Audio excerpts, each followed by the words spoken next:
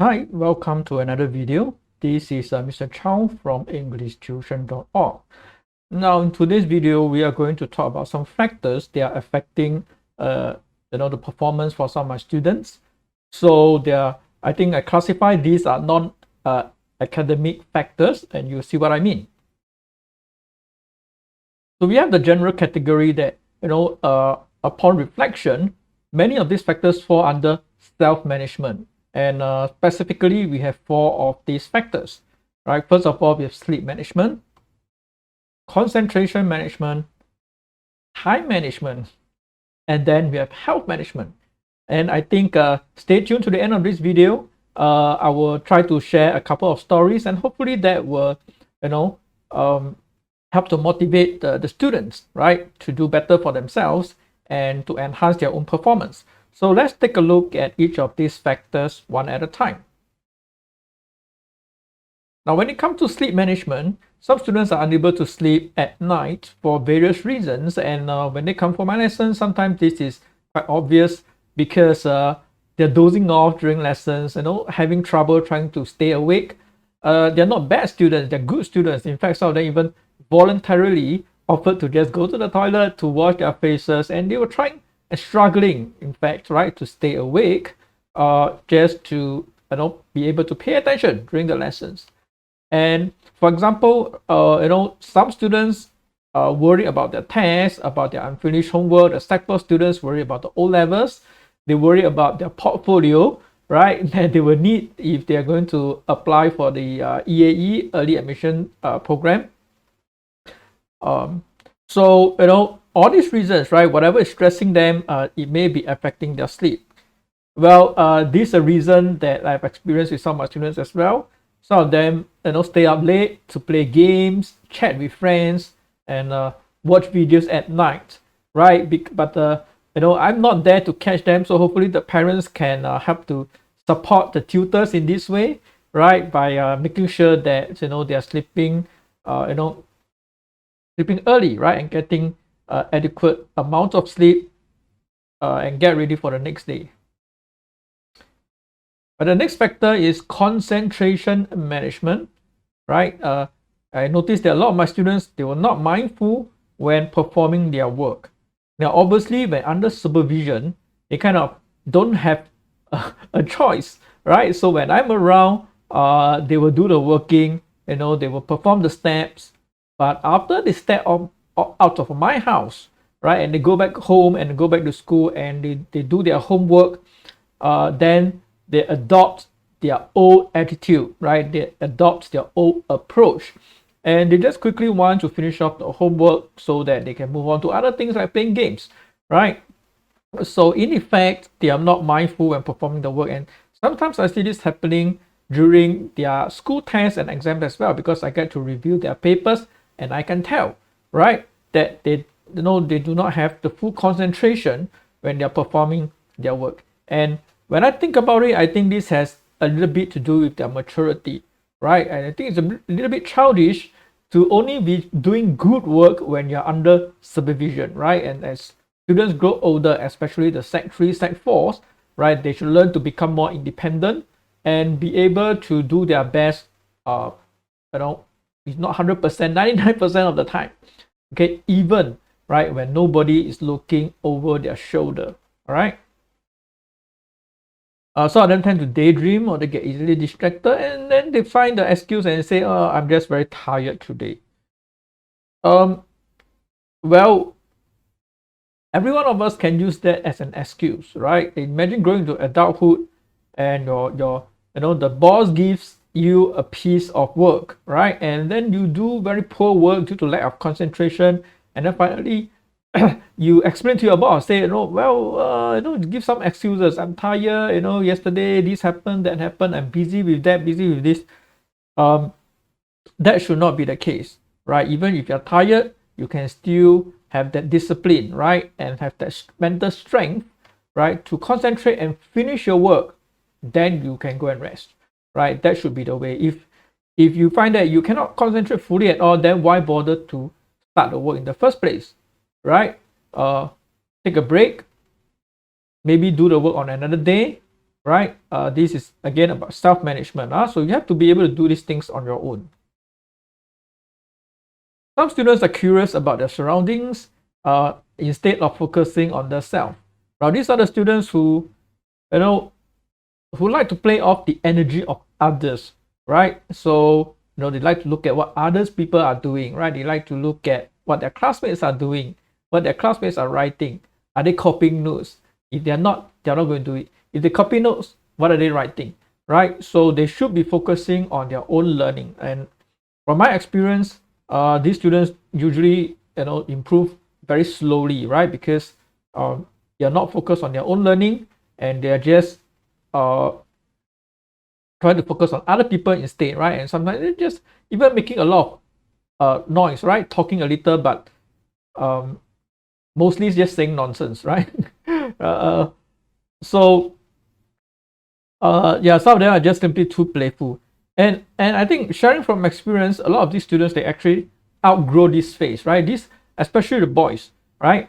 They tend to be too playful, and they're very curious about their surroundings. There's nothing wrong with that when you're young, and it's good to be curious and good to be a little bit playful in order to have the energy to learn, right? But you cannot be too excessive until you start to disrupt the lesson and interrupt your own learning. All right, so be mindful of that as well. Next, we come to time management. And this is a big issue, and I think students need to learn this, right? And I say, well, these factors are non-academic because these are the things that are not usually taught in school, but I think they are very important skills, right? Then during the course of my lessons, I do go through these skills with my students to help them improve on these 4 different areas over time, right? It's certainly not going to happen overnight, because as human beings, we form habits, and habits takes time to change.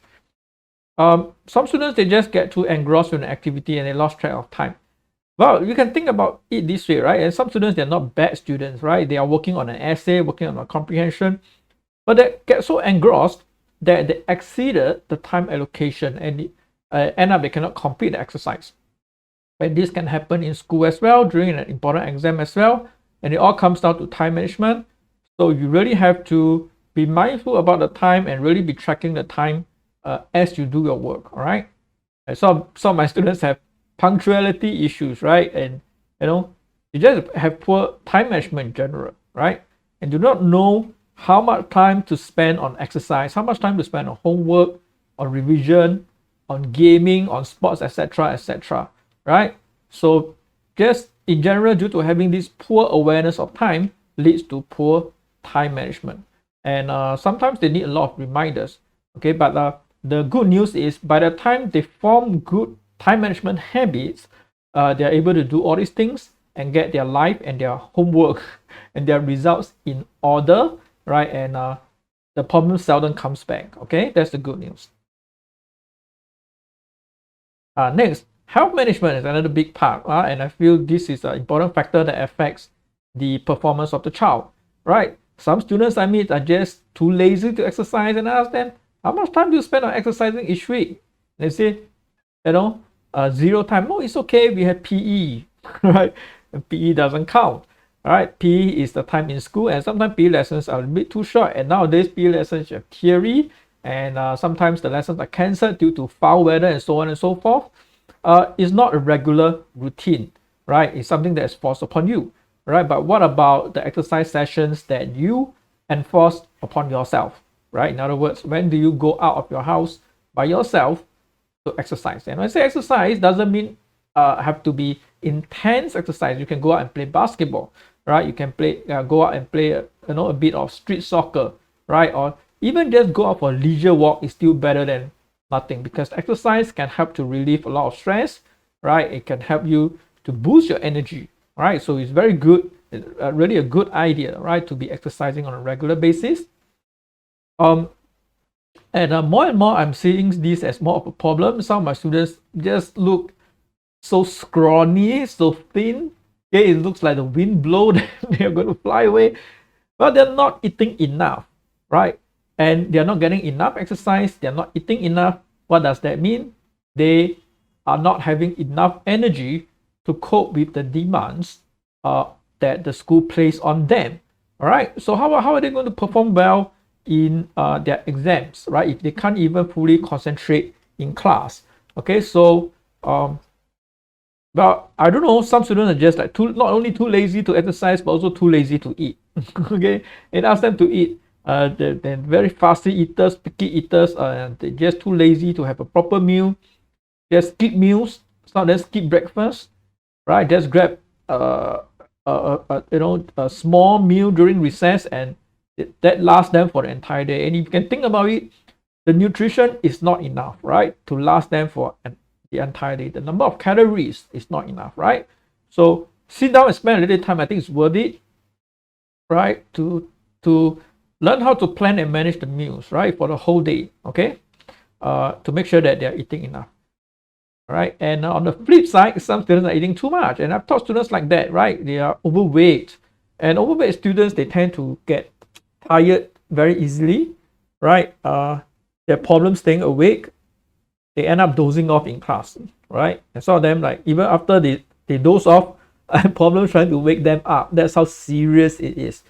So if they're having these problems during my lessons, I bet they're having the same problems in school as well, right?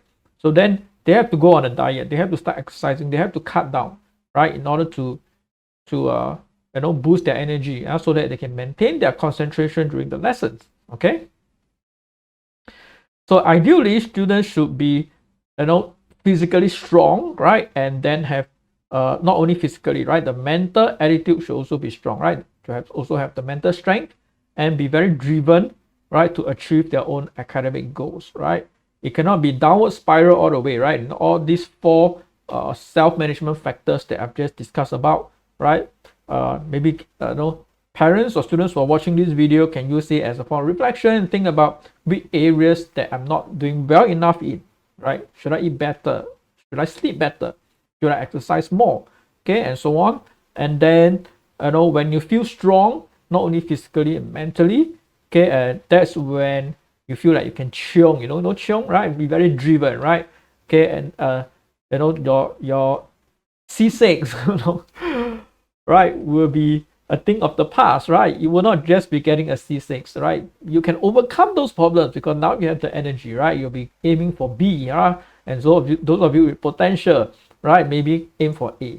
Okay, but you need to have all these self-management issues ironed out first, right, before, okay, you even talk about the performance, right? So this will set the foundation for the child, right? You think about it, it's useful to have these skills because not only are the skills and the knowledge useful in terms of content generation for oral, for example, or for essay writing, but they are also beneficial to the child in the long run, right? So because these are skills that they can use for, even after graduation, right? Throughout their entire adult life, they can still use these management skills to keep their life in order.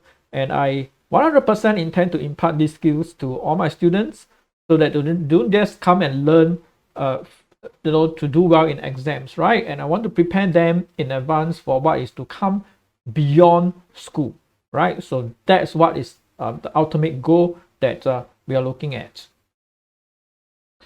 Okay, now before I end this before I end this video, right, I want to share a couple of news story, right, that usually when results are being released, you'll get to see stories like this in the news, right? So you probably have seen this, but I think it can help motivate some students to do better in terms of their self-management, right?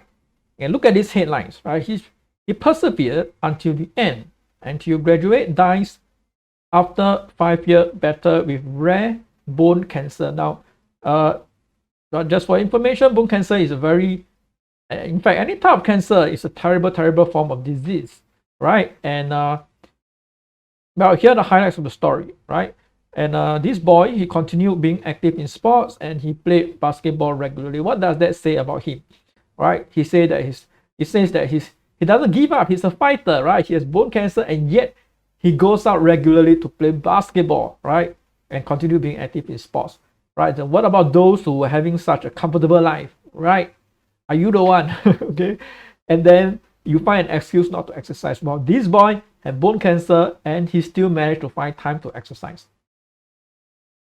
He displayed strong willpower as he went back to class 3 days after an operation to get ready for an exam, right? Some students might think, oh, I just finish the operation, right? Why not take 2 weeks off, 3 weeks off, 4 weeks off? But he's still concerned about his exam, right? That says a lot about his willpower. And the end result is he actually managed to graduate from NTU with honors. Well, it's a very sad fact that eventually he passed on, but I would say, he managed to conquer life, right?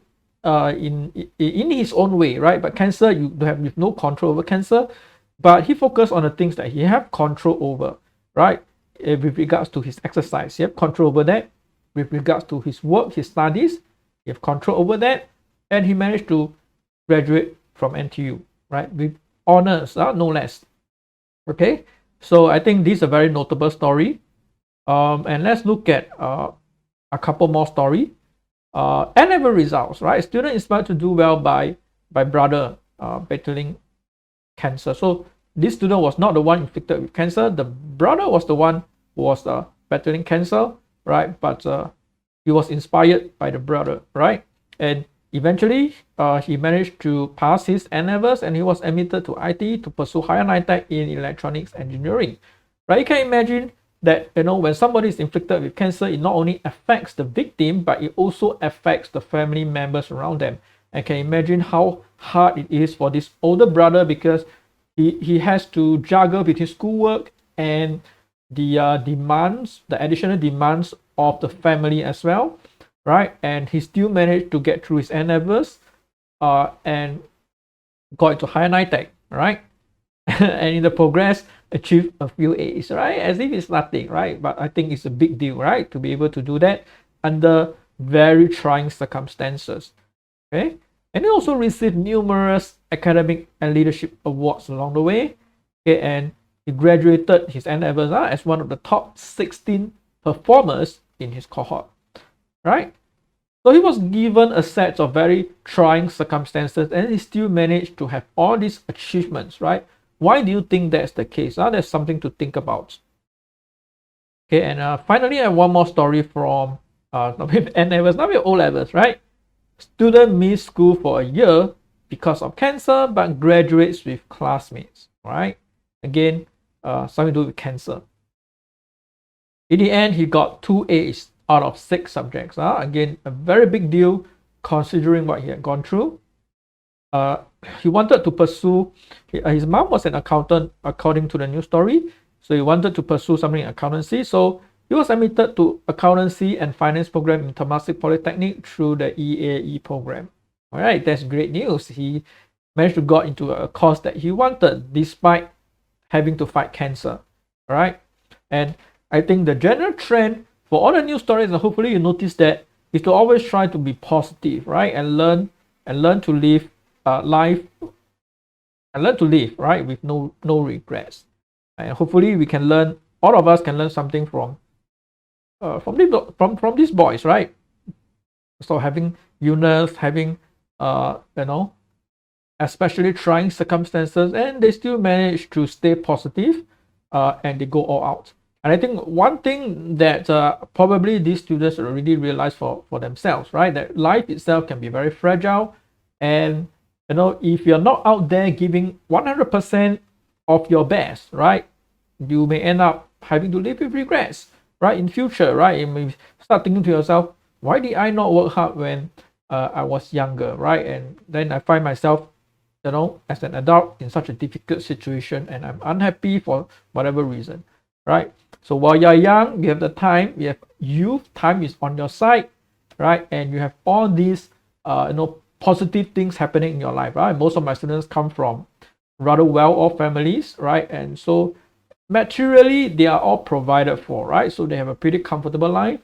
They are healthy, right? They have opportunities to have a good education, to pay for tuition and come for my lessons. So they have all these good things happening for them, right, in their life. So there's no good reason for them not to put in 100% effort, right, and to try to get the best out of themselves. All right. So with that, I've come to the end of today's video. Hopefully you find it interesting, encouraging, and take whatever you want from it, right? And if you're serious about learning not just the knowledge and skills, but also to train yourself, right, to pick up all these non-academic skills in order to enhance your performance, you may want to sign up for my lessons. So please visit englishttution.org for more details. And for your information, the O-Levels online course is now available. All right. So thanks for watching this video. Remember to leave a like and a subscribe, and I'll see you again soon in the next video. Bye bye.